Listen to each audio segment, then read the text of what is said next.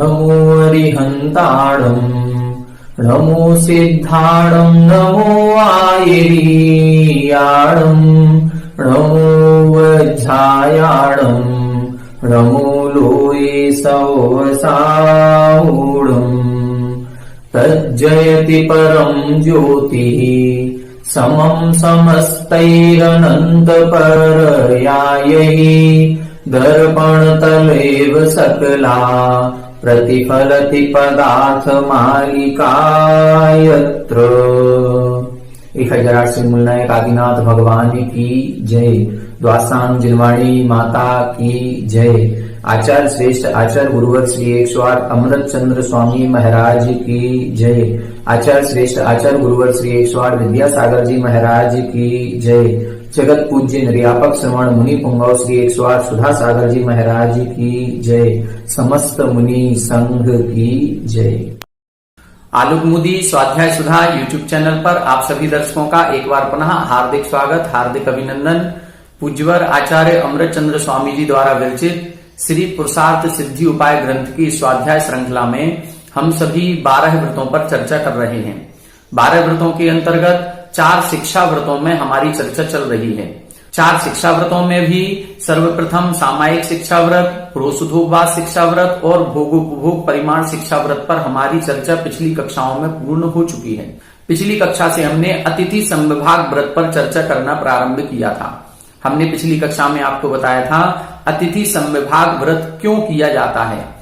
तो उसमें लिखा था स्व पर अनुग्रह हेतु, अपने स्वयं के कल्याण के लिए, स्वयं के उपकार के लिए और अन्य जिसके लिए दान दिया जा रहा है, संविभाग किया जा रहा है, उसके कल्याण के लिए, उपकार के लिए अतिथि संविभाग किया जाता है। अब अतिथि संविभाग करने वाला कैसा होना चाहिए, जिसको हम दान दे रहे हैं वो पात्र कैसा होना चाहिए, उसकी विधि क्या होती है, जो वस्तु दी जा रही है वो वस्तु की विशेषता क्या होनी चाहिए, इसके बारे में पिछली कक्षा में हमने समझा था कि जो दाता है वो दाता के गुणों से सहित हो, जो पात्र है वो दिगंबर वीतरागी मुनिराज होने चाहिए। अब इनके लिए जो भी हम द्रव्य विशेष दान करेंगे वो द्रव्य विशेषता से सहित होना चाहिए और विधि पूर्वक दान दिया जाना चाहिए। जब ये चारों बातें एक साथ मिलती हैं तब उस दान में अधिक विशेषता आती है, अधिक फलदायी, पुण्य का आश्रय कराने वाला होता है। पिछली कक्षा में फिर हमने क्रमशः एक एक को वर्णन करना प्रारंभ किया था, जिसमें सर्वप्रथम हमने विधि पर चर्चा की थी। विधि में इन्होंने बताया था कि जब भी आहारदान आदि दिया जाता है तो नवदा भक्ति पूर्वक दिया जाता है। वहां उन्होंने लिखा था संग्रह मुच्च स्थानम, पहले पड़गाहन करें, फिर उच्च स्थान उनको दें, फिर उनके पादों का प्रक्षालन करें, फिर उनकी पूजा करें, फिर प्रणाम करें, फिर उसके बाद मन शुद्धि, वचन शुद्धि, काय शुद्धि, आहार जल शुद्ध है। इस प्रकार से नवदा भक्ति पूर्वक आहार दिया जाता है। तो ये विधि के बारे में हमने पिछली कक्षा में समझ लिया था। अब दाता कैसा होना चाहिए, दाता के गुण कौन से होने चाहिए, इसको हमें समझना है। क्यों? क्योंकि हम सभी दाता हैं। हम सभी चाहते हैं कि हम पूज्य मुनिराजों को, जो हमारे उत्कृष्ट पात्र हैं, मध्यम पात्र हैं या जघन्य पात्र हैं, हमें इनको दान देना है। तो हमारे अंदर कौन कौन से गुण होने चाहिए, कौन से दोष नहीं होने चाहिए, इसका ज्ञान भी हमको होना चाहिए। तो आज की कक्षा में हम दाता के गुणों को विशेष रूप से समझेंगे। आइए पहले श्लोक का उच्चारण करते हैं, फिर इसका अपन अर्थ समझने का प्रयास करेंगे। ऐहिक फलानपेक्षा, ऐहिक फलानपेक्षा शांतिर्निष्कपटता न सूयत्वम्, शांतिर्निष्कपटता न सूयत्वम् अविषादित्वमुदित्वे, अविषादित्वमुदित्वे निरहंकारित्वमिति दातृगुणः, निरहंकारित्वमिति दातृगुणः। ऐहिक फलानपेक्षा, ऐहिक फलानपेक्षा शांतिर्निष्कपटता न सूयत्वम्, शांतिर्निष्कपटता न सूयत्वम् अविषादित्वमुदित्वे, अविषादित्वमुदित्वे निरहंकारित्वमिति दातृगुणः, निरहंकारित्वमिति दातृगुणः। एक बार आप लोग उच्चारण करें, ऐहिक फलानपेक्षा क्षान्तिर्निष्कपटता नसूयत्वम् अविषादित्वमुदित्वे निर्हंकारित्वमिति दातृगुणः। ऐहिक फलानपेक्षा क्षान्तिर्निष्कपटता नसूयत्वम् अविषादित्वमुदित्वे निर्हंकारित्वमिति दातृगुणः। देखें, अब यहां पर दाता के 7 गुण बताए जा रहे हैं। आचार्य समंतभद्र स्वामी जी ने रत्नकर्णक श्रावकाचार में भी लिखा है, नव पुण्य ही प्रतिपत्ति ही सप्तगुण समाहितेन शुद्धेन अपसूनारंभाणा मार्याणा मिस्यते दानम। वहां पर भी जब उन्होंने दान की चर्चा की, अतिथि संविभाग की चर्चा की, तो वहां पर उन्होंने स्पष्ट लिखा, नव पुण्य ही प्रतिपत्ति, 9 प्रकार की पुण्य यानी विधि के द्वारा व्यवहार करना चाहिए। तो नवदा भक्ति क्या होती है वो हमने पिछले श्लोक में समझ लिया। फिर उन्होंने लिखा, सप्तगुण समाहितेन शुद्धेन, जो दाता होना चाहिए वो कैसा होना चाहिए, सप्तगुण समाहितेन, उसके अंदर 7 गुण होने चाहिए। और कैसा होना चाहिए, शुद्धेन, शुद्ध होना चाहिए। इसकी चर्चा हमने पिछली कक्षा में की थी। कुल की शुद्धि हो, आचार की शुद्धि हो और शारीरिक शुद्धि होनी चाहिए। फिर पात्र कैसा होना चाहिए, तब उन्होंने लिखा, अपसूनारंभाणा मार्याणाम, जो ऐसे आर्याणाम, ऐसे सम्यक दृष्टि ज्ञान चारित्र से सहित मुनिराज होनी चाहिए जिन्होंने गृहस्थी के कार्यों को छोड़ दिया है, जो आरंभ परिग्रह से रहित हो गए हैं। ऐसे आर्याणाम अर्थात मुनिराजों को जो दान दिया जाता है उसको हम अतिथि संविभाग कहते हैं। तो यहां पर उन सप्तगुण समाहितेन, 7 गुण कौन कौन से होने चाहिए, उस दाता के 7 गुणों की चर्चा की जा रही है। क्या लिखा है, दातृगुणाः। दातृगुणाः का मतलब ये दाता के गुण होते हैं। कौन कौन से होते हैं, ऐहिक फलानपेक्षा, अर्थात ऐहिक, ऐहिक का मतलब होता है इस लोक संबंधी फल की अपेक्षा ना हो। अनपेक्षा, अनपेक्षा का मतलब अपेक्षा नहीं होनी चाहिए। मतलब हम किसी भी लोभ में आकर के किसी मुनिराज को दान नहीं दें। ऐसा नहीं सोचें कि शास्त्रों में लिखा है कि जो दान देता है उसके घर के भंडार भर जाते हैं।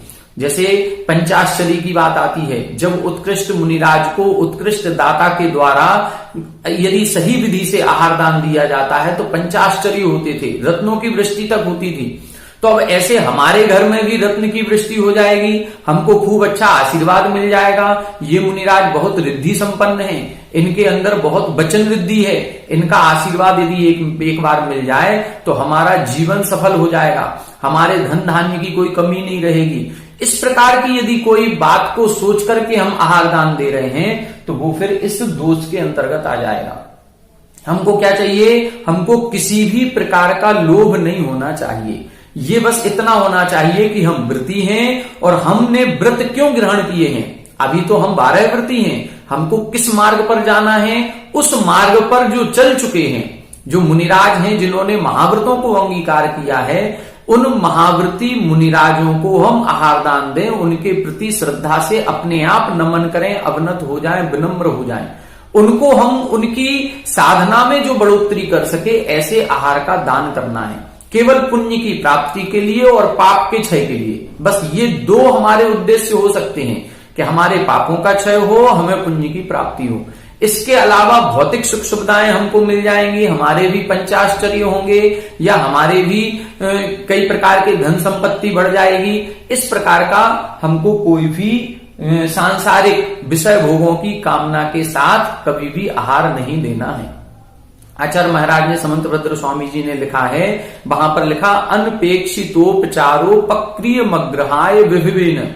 वहां उन्होंने लिखा कि हम जब भी दान की कोई भी क्रिया करें तो हम प्रति उपकार की या प्रति दान की भावना लेकर के नहीं करें। हमने आपको आहार दान करा दिया तो अब बदले में आप हमको बहुत अच्छा आशीर्वाद दे करके जाइए, तो बदले की भावना नहीं होनी चाहिए। हम ये नहीं सोचें कि हमने इनको आहार दान कराया है तो हमको ये बहुत अच्छा आशीर्वाद या अपनी रिद्धि संपन्न जो भी है अपनी रिद्धियों के कारण से हमको बहुत फलीभूत करके चले जाएंगे। ऐसा नहीं, कोई भी ऐहिक फल की अर्थात सांसारिक विषय भोगों की कामना से कोई भी आहार दान नहीं देना है। परोपकार जो परमार्थ की भावना है वो हो सकती है कि हमारे पापों का क्षय हो, हमारे पुण्य की प्राप्ति हो। जिससे हम भी मोक्ष मार्ग पर आगे बढ़ सकें, ये भावना कर सकते हैं। लेकिन ऐहिक, ऐहिक का मतलब इस लोक संबंधी सांसारिक विषय भोगों की कामना से कोई भी आहार दान नहीं लेना है। शांतिर, शांतिर का मतलब होता है कसाय से रहित हो, लोभ से रहित हो, उसके अंदर किसी भी प्रकार के विषय भोगों की कामना नहीं हो, लोभी नहीं होना चाहिए। निष्कपटता अर्थात छल कपट का भाव उसके अंतर्गत नहीं होना चाहिए, मायाचारी उसके अंतर्गत नहीं होनी चाहिए। और क्या लिखा, असूयत्वम, असूयत्वम इधर से निकलेगा अनसूयत्वम। असूय यानी बोलते हैं ईर्ष्या, और अनसूयत्वम यानी ईर्ष्या से रहित होना। उसके मन में जो दाता होता है उसके मन में ईर्ष्या नहीं होनी चाहिए। अक्सर देखा यह जाता है कि जब इकट्ठे, जैसे अभी कुंडलपुर महामहोत्सव में हमने देखा कि वहां पर 250, 300, 500 चौके लग रहे हैं। अब आचार्य श्री भी निकले हैं, मुनिराज भी निकल रहे हैं, आरिका माता जी भी आ रही हैं, छुल्लक इलक जी भी आ रहे हैं, सभी लोगों का पड़गाहन वहां पर हो रहा है। अब किसी के चौके में आचार्य महाराज का आहार हो गया और किसी के चौके में छुल्लक जी का आहार हुआ, तो जिसके घर पर, जिसके चौके में छुल्लक जी का आहार हुआ है या अन्य साधु वृंद का आहार हुआ है, अब उसको जिसके यहाँ आचार्य श्री का आहार हुआ है उनसे ईर्ष्या का भाव नहीं होना चाहिए। अक्सर ये देखा जाता है, कई बार हम आप एक दूसरे से ईर्ष्या करने लगते हैं। हमको तो महीना भर चौका लगाते हो गए, हमारे यहाँ तो आचार्य गुरुवर का आहार नहीं हुआ, और तुम्हारे 5 दिन से चौका लग रहा है, तुम्हारे 5 दिन में ही आहार हो गए। तुम्हारे तो मुनिराज के आहार हो गए, हमारे यहाँ छुल्लक जी के आहार हुए। अरे तुम्हारी महाराज श्री से खूब बनती है, इसीलिए महाराज श्री के आहार हो गए। तो ये जो ईर्ष्या का भाव होता है, ये ईर्ष्या का भाव किसी भी प्रकार से दाता के अंदर नहीं होना चाहिए। और क्या नहीं होना चाहिए, अविषादित्व। अविषादित्व, विषाद का मतलब होता है खिन्नता, उदासीनता।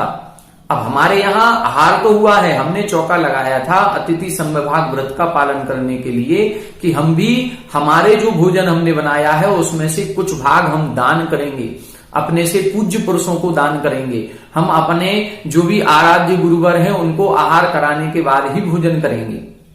अब हमारे भाग्य से, हमारे पुण्य से यदि छुल्लक जी का आहार हुआ है और मुनिराज का आहार नहीं हो पाया, तो हमारे मन में संक्लेश नहीं होना चाहिए, विषाद नहीं होना चाहिए, खिन्नता नहीं होनी चाहिए कि अब ठीक है छुल्लक जी का ही आहार हुआ। इस प्रकार से यदि कोई मान लो हमसे पूछता है क्यों आज किसके आहार हुए, तो बड़े प्रसन्नता से बोलिए कि आज हमारे यहाँ छुल्लक जी का आहार हुआ है। जो 9 दीक्षित छुल्लक जी थे उनमें से एक महाराज का आहार हुआ है। तो इस प्रकार से विषाद का परिणाम नहीं होना चाहिए। मुदित्व का मतलब होता है अति हर्ष भाव भी नहीं होना चाहिए। यदि किसी मुनिराज का हमारे आहार हो गया, आचार्य श्री का आहार हो गया है, तो अत्यंत हर्ष भाव भी हमको नहीं दिखाना है। इतना हर्ष भाव नहीं दिखाना है कि दूसरा जो हम जिससे हम बात कर रहे हैं वो खिन्नता में आ जाए। कई बार हम लोग हर्ष का इतना ज्यादा अतिरेक कर देते हैं कि जिनके यहाँ आचार्य श्री का आहार नहीं हुआ या मुनिराज का आहार नहीं हुआ या किसी का भी आहार नहीं हुआ, चौका खाली गया है, तो हमारे हर्ष भाव को देख करके उसके मन में खिन्नता आ जाए, इस प्रकार का हर्षातिरेक भी नहीं करना चाहिए। और क्या है, निरहंकारित्व, अहंकार में नहीं आना चाहिए। अरे हमारे यहाँ तो आचार्य श्री का आहार हुआ है, हमारे यहाँ तो मुनिराज का आहार हुआ है, तुम्हारे यहाँ छुल्लक जी का ही हुआ। यदि इस प्रकार से यदि हम थोड़ा सा बोल देते हैं कि हमारे अंदर बोलने में एक अहंकार की गंध आने लगती है, तो वो अहंकार की गंध भी नहीं आनी चाहिए। इस प्रकार से दाता के अंदर के ये 7 गुण कहे गए हैं। सबसे पहले लोभी नहीं हो, उसके अंतरंग में संसार के किसी भी विषय भोग सामग्री को प्राप्त करने की इच्छा ना हो, उसके अंदर प्रति उपकार या प्रतिदान को लेने की कोई इच्छा नहीं हो, शांति लोभ कसाय का त्यागी हो, निष्कपटता उसके अंदर मायाचारी नहीं हो, अनसूयत्व अर्थात ईर्ष्या का भाव भी नहीं हो, अविषादित्व खिन्नता उदासी भी नहीं होनी चाहिए, अति हर्ष भी नहीं होना चाहिए और अभिमान भी नहीं होना चाहिए। कुल मिलाकर के कसाय भाव उसके मंद होने चाहिए विशुद्ध परिणामों से। देखो लोभ कसाय का भी त्याग हो गया, इधर मायाचारी भी नहीं होनी चाहिए, इधर मान कसाय भी नहीं होनी चाहिए और क्रोधी तो होना ही नहीं चाहिए। तो इस प्रकार से चारों प्रकार की कसायों को कम करते हुए विशुद्ध परिणामों से कसायों की मंदता पूर्वक ही आहारदान दिया जाता है। अब हमारे अंदर ये 7 गुण होने ही चाहिए। कहीं कहीं इन 7 गुणों में परिवर्तन भी किया गया है, कहीं एक विज्ञान शब्द भी मिलता है। विज्ञान का मतलब होता है वो ज्ञानी होना चाहिए कि किस मौसम में कौन सी वस्तु आहार में दी जाती है। ऐसा नहीं है कि सर्दियों का मौसम चल रहा है या गर्मियों का मौसम चल रहा है और हम मौसम के विरुद्ध कोई प्रतिकूल वस्तु आहार में दे दें जिससे उनका स्वास्थ्य बिगड़ जाए। आहार में ये भी सावधानी रखनी चाहिए कि अभी कौन सी चीज हमारी चल रही थी और कौन सी चीज के बाद कौन सी चीज हमको देनी है। कई बार जैसे हम लोग भी घरों में खाना खाते हैं, उन्होंने कहा मूंगफली के ऊपर पानी नहीं पिया जाता है, उन्होंने कहा अब दही खा लिया है तो इसके ऊपर ये चीज नहीं खाना, तो वो चीज का भी ध्यान रखना चाहिए कि हमने आहार में अभी कौन सी चीज दी है और अब इसके बाद, अब जूस के बाद अनार का जूस दे दिया, उसके बाद हमको क्या देना चाहिए क्या नहीं देना चाहिए, इसका भी विवेक एक दाता के अंतर्गत होना चाहिए। उसको इस चीज का ज्ञान होना चाहिए। यदि कोई साधु बीमार हैं, रोगी हैं या उनको किसी प्रकार की अन्य कोई समस्या है तो उस समस्या का भी हमको ध्यान होना चाहिए कि ये मुनिराज जो आए हैं इनको ये समस्या है, अब हम उससे संबंधित कोई भी ऐसा आहार नहीं दें। उनकी प्रकृति को समझें कि उनकी बात पित्त कफ की कैसी प्रकृति है। ऐसा नहीं हो कि हम आहार दें और उनकी कोई बात पित्त कफ अर्थात ये जो प्रकृति है ये बढ़ जाए और वो अस्वस्थ हो जाए। तो ऐसे विज्ञान भी एक गुण में समाहित किया गया है। ऐसे कई सारे गुण और भी प्राप्त होते हैं। अन्य आचार्यों ने अन्य अन्य गुण भी लिखे हैं। तो यदि 7 की जगह 14 गुण भी हो जाते हैं तो हम सारे के सारे दाता हैं, तो दाता के अंदर 7 नहीं 14 हैं तो 14 है, और यदि 70 हो जाए 140 हो जाए, जितने गुण दाता के अंतर्गत होने चाहिए वो सारे के सारे हमारे अंदर होना ही चाहिए। तो इस प्रकार से इस श्लोक में दाता के गुणों की चर्चा इधर इन्होंने की है। अब दाता के गुणों के बाद द्रव्य विशेषस्य ये शब्द उन्होंने लिखा था। द्रव्य विशेषस्य का मतलब अब हमारे द्रव्य की क्या विशेषता होनी चाहिए उसकी चर्चा यहां पर कर रहे हैं। आइए देखते हैं अगला श्लोक जिसमें द्रव्य विशेष की चर्चा की जाएगी। आइए देखें, अब इस श्लोक में बता रहे हैं जो वस्तु हम दान में दे रहे हैं वो वस्तु या द्रव्य कैसा होना चाहिए, उस द्रव्य की क्या विशेषताएं होनी चाहिए वो इस श्लोक में बता रहे हैं। पहले श्लोक का उच्चारण करें फिर इसका अपन अर्थ समझते हैं। राग द्वेषा संयम, राग द्वेषा संयम, मद दुख भयादिकं न यत् कुरुते, मद दुख भयादिकं न यत् कुरुते, द्रव्यं तदेव देयं, द्रव्यं तदेव देयं, सुतपः स्वाध्याय वृद्धिकरं, सुतपः स्वाध्याय वृद्धिकरं, रागद्वेषा संयम, रागद्वेषा संयम, मद दुख भयादिकं न यत् कुरुते, मद दुख भयादिकं न यत् कुरुते, द्रव्यं तदेव देयं, द्रव्यं तदेव देयं, सुतपः स्वाध्याय वृद्धिकरं, सुतपः स्वाध्याय वृद्धिकरं। एक बार आप लोग उच्चारण करें। राग द्वेषा संयम, मद दुख भयादिकं न यत् कुरुते, द्रव्यं तदेव देयं, सुतपः स्वाध्याय वृद्धिकरं, राग द्वेषा संयम, मद दुख भयादिकं न यत् कुरुते, द्रव्यं तदेव देयं, सुतपः स्वाध्याय वृद्धिकरं। देखें, अब यहां पर बता रहे हैं जो वस्तु हमको देनी है वो कैसी होनी चाहिए। आचार्य समंतभद्र स्वामी जी को जब हम पढ़ते हैं रत्नकरण रक्षापकाचार में तो वहां पर 4 शिक्षा व्रतों के अंतर्गत उन्होंने अतिथि संविभाग व्रत नहीं लिखा, उन्होंने बय्या व्रत शब्द लिखा है। उन्होंने अतिथि संविभाग व्रत ना लिख करके बय्या व्रत, बय्या व्रत थोड़ा सा और ज्यादा व्यापक हो जाता है। बय्या वृत्ति में उन्होंने लिखा अतिथि संविभाग तो केवल आहार दान तक सीमित है, जबकि जो बय्या वृत्ति होती है बय्या वृत्ति कई प्रकार से की जाती है। बय्या वृत्ति में 4 प्रकार के दान समाहित हो जाते हैं। बय्या वृत्ति में उनके हाथ पैर आदि को दबाना ये सेवा भी आ जाती है। उनको जिस वस्तु की आवश्यकता है उस वस्तु को देना वो सब बय्या वृत्ति के अंतर्गत आ जाएगा। तो बय्या वृत्ति कहें या अतिथि संविभाग कहें एक ही चीज है। हमारे उत्कृष्ट आचार्य हुए हैं आचार्य समंतभद्र स्वामी जी। जब समंतभद्र आचार्य स्वामी जी ने उस बय्या वृत्ति शब्द को लिखा है, अतिथि संविभाग नहीं लिखा। तो कहीं ना कहीं विशेष चिंतन करके उन्होंने वैयावृत्ति शब्द लिखा है। और वैयावृत्ति अत्यधिक व्यापक है, अतिथि संविभाग सीमित है। अतिथि संविभाग केवल एक ही दान तक सीमित हो जाता है, आहार दान में, लेकिन जो वैयावृत्ति है उसमें चारों दान समाहित हो जाते हैं। उसमें अभय दान भी है, ज्ञान दान भी है, शास्त्र दान भी है और आहार दान भी आ जाता है।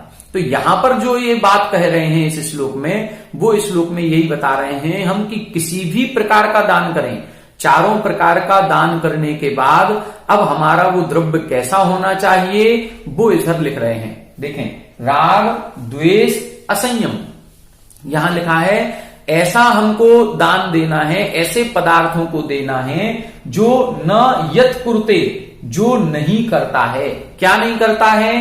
राग भाव उत्पन्न नहीं करता है, द्वेष भाव उत्पन्न नहीं करता है, असंयम भाव उत्पन्न नहीं करता है। ऐसा नहीं हो कि हम कोई वस्तु किसी मुनिराज को दान में दे दें और उसको देख करके, उसको प्राप्त करके उनके मन में उस वस्तु के प्रति राग भाव उत्पन्न हो जाए, या अन्य किसी मुनिराज के मन में उस वस्तु को देख करके द्वेष भाव उत्पन्न हो जाए, या वो वस्तु कोई उठा ले जाए तो द्वेष परिणाम उत्पन्न हो जाए।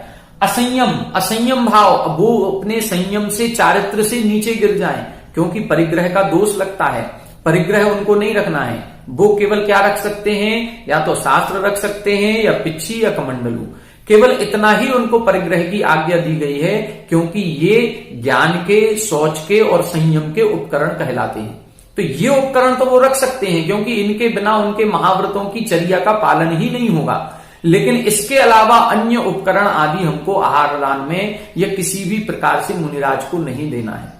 आपने देखा होगा आदि पुराण में कि जहां पर आदिनाथ भगवान जब 6 माह के प्रतिमा योग धारण करने के बाद जब आहार के लिए उठे, तो अन्य प्रकार से जब पड़गाहन की विधि ही लोग नहीं जानते थे, तो कोई हीरे मोती उनको दान में देने की बात कर रहा है, कोई अपना राज्य सिंहासन देने की बात कर रहा है, कोई वस्त्र आभूषण रखे हुए है, कोई अपने स्त्री पुत्रादिक को भी देने की बात कर रहा है कि हे महाराज आप आइए, ये सब हमारा स्वीकार कीजिए, आप हमारे घर में आहार कीजिए। वहां वो लोग जानते ही नहीं थे कि आहारचर्या क्या कहलाती है। लेकिन हमको ऐसी कोई भी वस्तु मुनिराजों को नहीं देनी है जिस वस्तु को लेने के बाद उनके मन में राग उत्पन्न हो जाए, उनके मन में द्वेष उत्पन्न हो जाए, या वो असंयम भाव में आ जाए। और क्या हो सकता है? मद, घमंड आ जाए, अभिमान की उत्पत्ति हो जाए, दुख हो जाए, या भयादिकम, या भय उत्पन्न उनके अंदर में हो जाए। हमने मान लो मुनिराज सामायिक करते हैं और हमने जाकर के उनसे कहा कि महाराज आप सामायिक करते हैं, ये हमारी माला स्वीकार कीजिए। अब वो माला काय की बनी है? सोने के मोतियों की। यदि अब हमने स्वर्ण के मोतियों की उनको माला दान में दे दी, तो अब वो माला से निश्चित रूप से सामायिक करेंगे, लेकिन उस स्वर्ण की बहुमूल्य माला के प्रति अब उनका राग भाव उत्पन्न हो जाएगा। अन्य साधुओं को जब देखेंगे कि आप तो उंगलियों पे गिन रहे हैं, हम देखो हमारे पास सोने की माला है, हमारे भक्तों ने हमें सोने की माला गिफ्ट की है, तो ये जो सोने की माला यदि हमको भेंट में मिली है तो उससे हमें मद भी आ सकता है। जब वो स्वर्ण की माला हमको मिलेगी नहीं, इधर उधर खो जाएगी, कोई उठा ले जाएगा, तो उसका भय भी हमको लग सकता है, कोई आ नहीं जाए, कोई हमारी स्वर्ण की माला ना ले जाए। तो इस प्रकार से कोई भी वस्तु हमको ऐसी नहीं देनी है जिससे उनके अंदर भय उत्पन्न हो, दुख उत्पन्न हो जाए, मद अभिमान उत्पन्न हो जाए, राग द्वेष या असंयम भाव उनके मन में उत्पन्न हो जाए। ठीक है, द्रव्यम तदेव देयम, द्रव्य कौन सा देना चाहिए? तदेव देयम, वह ही देना चाहिए जो सुतपः स्वाध्याय वृद्धि करम, जो तपस्या में और स्वाध्याय में वृद्धि करने वाला होता है। ऐसी आहार सामग्री भी हम ऐसी देंगे जिससे उनका मन सामायिक में लगा रहे। ऐसी सामग्री नहीं देंगे। आजकल आहारचर्या में देखते हैं नए नए मिष्ठान आदि बनने लगे, नए नए आइटम बनने लगे। कभी कभी मुनिराजों को देखते हैं बाटी वगैरह इतनी ज्यादा चला देते हैं कि हम जानते हैं कि बाटी आदि खाने के बाद, गरिष्ठ भोजन करने के बाद बहुत प्यास लगती है। अब हम लोग तो गृहस्थ हैं, हमने तो कोई भी गरिष्ठ भोजन कर लिया और दिन में 10 बार पानी पी लिया, लेकिन मुनिराजों को देखिए कि उनको एक बार ही भोजन करना है, एक बार ही जल लेना है, और गर्मी में कई बार विहार आदि भी करना है, अंतराय की संभावनाएं भी बनी रहती हैं। तो हमें उनके अनुकूलता के हिसाब से उनको आहार आदि कराना चाहिए, कि ऐसा ना हो कि हम इनको ऐसा गरिष्ठ भोजन करा दें और बाद में इनको प्यास लगेगी या गला सूखेगा तो इनका सामायिक में मन कैसे लगेगा, इनका स्वाध्याय में मन कैसे लगेगा। तो हमें जो भी आहारचर्या करानी है उसमें ये भी ध्यान रखना है कि जो स्वाध्याय में, तप में या सामायिक आदि को बढ़ाने वाला हो। अब हमने मान लो उनको एक स्वर्ण की माला भेंट में दे दी, अब स्वर्ण की माला को बाजू में रख करके वो स्वाध्याय कर रहे हैं, भक्त लोग आए हैं आकर के चले गए, तो उनका ध्यान स्वाध्याय में ग्रंथ की तरफ कम लगेगा, उस माला की तरफ ज्यादा लगेगा। माला रखी है कि नहीं रखी है, ऐसा तो नहीं कोई ले गया हो उसको और बाजू में छुपा करके रखेंगे, नहीं, ऐसी चीजें नहीं देनी है। जो राग को उत्पन्न करें, भय को उत्पन्न करें, मद को उत्पन्न करें, ऐसी कोई भी पदार्थ उनको नहीं देना है। हमको क्या देना है, तदेव देयम, वही चीज देनी है जो स्वाध्याय में, तप में, संयम में, साधना में वृद्धि करने वाली होती है। तो अब हम क्या दें, आहार दान करते हैं। आहार दान ऐसा दें जो उनके स्वाध्याय संयम में वृद्धि कराए। हम उनको शास्त्र दान दे सकते हैं, शास्त्र दान देंगे तो उनके ज्ञान में वृद्धि होगी। हम उनको अभय दान के स्वरूप एक धर्मशाला, संतशाला का निर्माण करवा दें। अब जंगल में रहेंगे तो उनको भय लगा रहेगा, कहीं और किसी ग्राम के बाहर रहेंगे, श्मशान आदि में रहेंगे तो भी उनको भय लगा रहेगा। तो इस पंचम काल में हम संतशाला आदि का निर्माण कराएं, जिस संतशाला में रह करके वो निर्भय, अभय होकर के अपनी साधना आदि करते रहें। ठीक है, तो अभयदान दें। और क्या दे सकते हैं, और उनके वैयावृत्ति के अनुकूल, जो उनकी साधना में अनुकूल हो, ऐसी कोई भी सामग्री। उनको यदि चौके की जरूरत है तो चौका दे दिया, उनको यदि कहीं पेन पेंसिल डायरी की जरूरत है तो वो भी दे दी, क्योंकि उसमें अपनी कोई भी जो भी उन्होंने स्वाध्याय किया है, कोई नई बात उनको समझ में आई है या कोई प्रश्न उत्पन्न हुआ तो उस प्रश्न आदि को वो अपनी डायरी में नोट कर सकें। उनको यदि कमंडल में जल की आवश्यकता है तो उनकी जल की आवश्यकता पूर्ति करा दें। उनको विहार आदि के समय कोई आवश्यकता है तो वो उनकी पूर्ति कराएं। तो ये सारी वैयावृत्ति के अंतर्गत आ जाएगा। ये भी अतिथि संविभाग ही कहलाता है। अतिथि संविभाग का तात्पर्य केवल आहारचर्या से संबंधित नहीं है, अन्य जितनी भी उनकी अनुकूलता बना सकें। अनुकूलता किसमें बनानी है, जो उनके स्वाध्याय, संयम, सामायिक, साधना आदि में वृद्धि करने वाली हो, ऐसी सामग्री को हमको उनको देना चाहिए। स्पष्ट लिख दिया। राग, द्वेष, असंयम, मद, दुख, भय आदिकम। आदि शब्द से सभी कसाय भाव, राग, द्वेष, क्रोध, मान, माया, लोभ, हास्य, रति, अरति, शोक, भय, जुगुप्सा, ये सारी जितने भी कसाय भाव, विकारी भाव हैं, ये उनमें न पुरते, ये उनमें उत्पन्न ना हो जाएं, ऐसी कोई सामग्री नहीं देनी है। ठीक है, और क्या देना है, द्रव्यम तदेव देयम, द्रव्य वही देना है जो उनके तप में, स्वाध्याय में, संयम में वृद्धि कराने वाला होता है। तो इस प्रकार से आज की कक्षा में हमने 2 श्लोक देखे।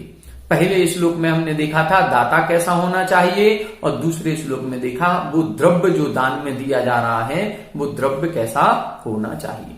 अब आगे की कक्षा में हम पुनः 2 श्लोक देखेंगे जिनमें पात्र का कथन किया जाएगा, पात्र कैसा होना चाहिए, और अतिथि संविभाग कैसे हिंसा से रहित होता है, कैसे इसमें हिंसा का दोष नहीं लगता है, आखिर अतिथि संविभाग व्रत को ग्रहण करने की बात क्यों कही, इसका भी समाधान आचार्य महाराज आगे के श्लोकों में करेंगे। आप सभी हमारे साथ बने रहें। सभी को जय जय।